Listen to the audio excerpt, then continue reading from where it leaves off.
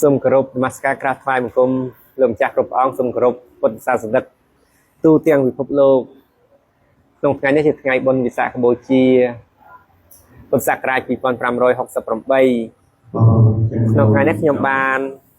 មកចូលមកក្រាបថ្វាយបង្គំចំពោះគុណព្រះសម្មាសម្ពុទ្ធព្រះធម៌និងព្រះអរិយសង្ឃជាពិសេសក្នុងថ្ងៃនេះបានរួមដំណើរមកក្រាបថ្វាយបង្គំក្នុងវត្តមានតែជាចង់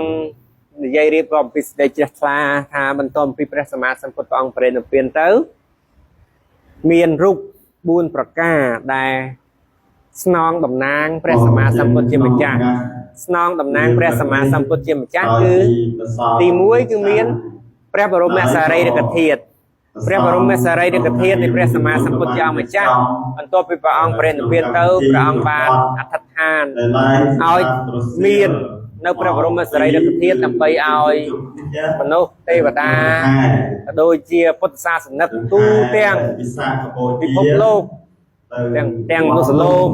ទាំងព្រហ្មលោកបាទទាំងទេវលោកធ្វើសេចក្តីក្រាបថ្វាយបង្គំទោះបីព្រះបរមសារីរិកធាតុប៉ុនប្រមាណគ្រប់ស្វ័យក៏ដោយយើងបានធ្វើបច្ច័យប្រាំងបូជាព្រះសម្មាសម្ពុទ្ធបុណ្យ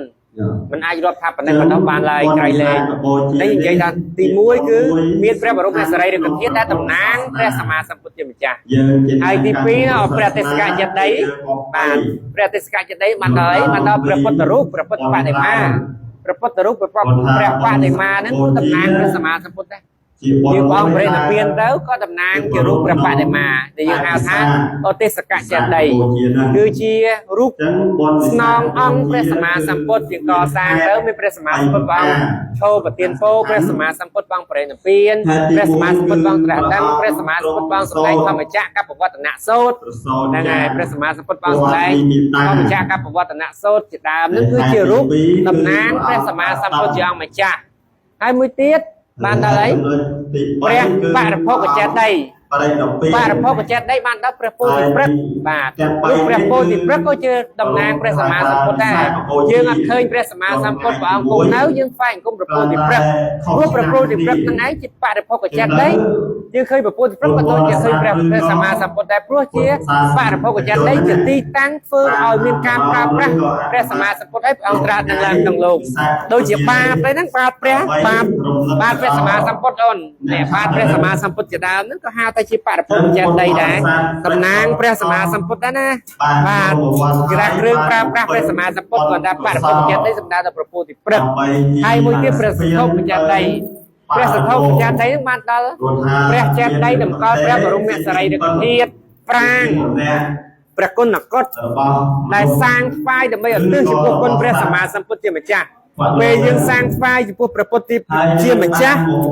គឺប្រាង្គសទ្ធោបចេតិយនេះគឺតំណាងព្រះសម្មាសម្ពុទ្ធជាអង្គម្ចាស់អញ្ចឹងបន្ទាប់ពីព្រះសម្មាសម្ពុទ្ធព្រះអង្គប្រេណនិព្វានទៅរូបដែលតំណាងព្រះសម្មាសម្ពុទ្ធទី1ព្រះបរមសារីរិកធាតុទី2ព្រះទេសកចេតិយទី3បាទទី3បរិភោគចេតិយបាទហើយមួយទៀតព្រះពោធិព្រឹក្ស5បាទ5តំណាងបើមាន5បាទមិននិយាយសំទោសថា4 5ធម្មចេតិយត្រៃបិដកមួយទៀតបាទត្រៃបិដកមួយទៀត5ហ្នឹងហើយគឺថាតំណាងព្រះសម្មាសម្ពុទ្ធព្រះអង្គប្រេណនិព្វានទៅសូមពុទ្ធសាសនិកទាំងអស់រីឲ្យចង្វាអនុមោទនាសូមអនុមោទនាសាធុសាធុសាធុសាធុចឹងបាទពេលទីខានបដិបាតមួយថ្ងៃសម្រាប់ប្រសង